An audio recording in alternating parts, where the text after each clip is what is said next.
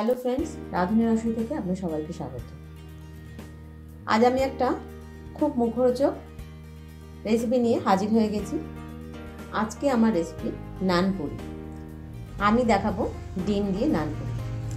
এখানে আমি নানপুরির জন্য 2 কাপ আটা নিয়েছি আর 1 কাপ ময়দা নিয়েছি। এটা আমি ভালো করে কিন্তু চেলে নিয়েছি যাতে কোনো রকম কোনো ময়লা টয়লা না থাকে। আপনারা চাইলে পুরোটা ময়দা বা পুরোটা আটা দিয়েও এটা করতে পারেন। আমি এটা আটা ময়দা মিশিয়ে নিয়েছি। এর মধ্যে প্রথমে আমি দিয়ে দিচ্ছি পরিমাণ মতো একটু নুন, একটু চিনি দিয়ে দিলাম, একটুখানি জোয়ান নিয়েছি হাফ চা চামচের মতো। জোয়ানটা আমি এইভাবে হাত দিয়ে ডলে এতে একটু দিয়ে দিলাম। নিচ্ছি 1 চা চামচের মতো বেকিং পাউডার আর দিচ্ছি হাফ চা চামচ বেকিং সোডা।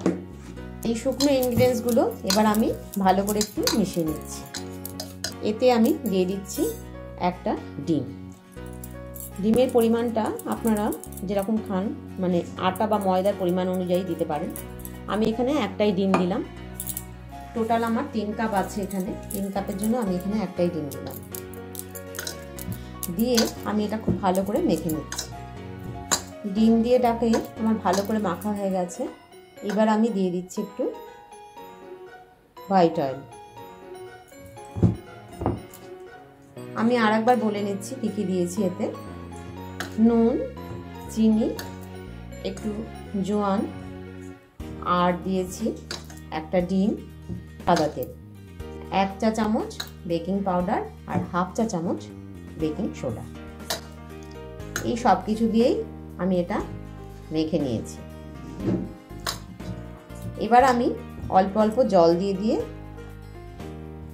আটাটা মেখে নেব।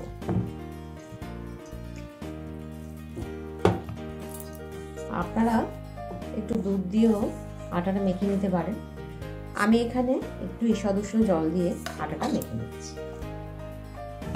আটাটা আমার মাখা হয়ে গেছে।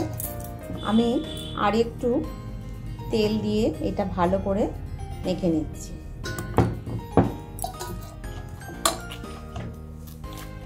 নানপুরির জন্য আটাটা আমার মাখা হয়ে গেছে। দেখুন এইরকম হবে আটাটা। একদম খুব বেশি একদম নরম হয়ে যাবে না, আবার খুব শক্তও হবে না।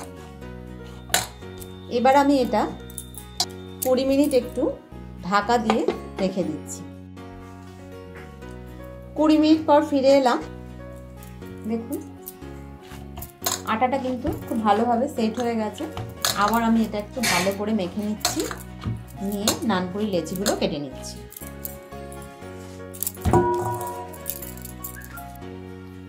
লুচির থেকে একটু বড় বড় করে আমি নানপুরি লেচিগুলো কেটে নিচ্ছি।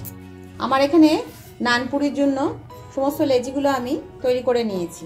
এবার আমি এটা বেলবো। আমি নানপুরিগুলো তেল দিয়েই বেলবো। একটু মোটা করে নানপুরিগুলো বেলে নিতে হবে।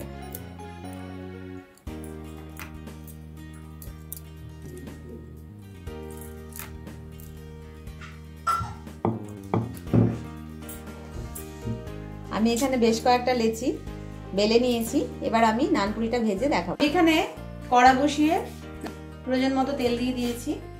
তেলটা গরমও হয়ে গেছে। এবার আমি ফ্লেমটা একটু কমিয়ে দিলাম। হয়ে গেছে,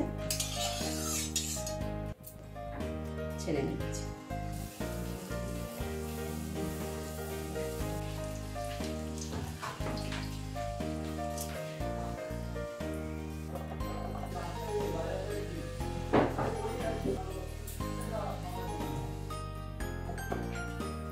নানপুরিগুলো আমার ভাজা হয়ে গেছে।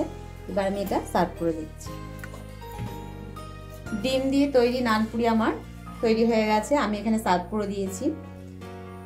টক দই দিয়েও নানপুরি হয়, তবে ডিম দিয়ে তৈরি নানপুরি খেতেও কিন্তু খুবই ভালো লাগে, খেতেও খুব ভালো হয়। আমি একটা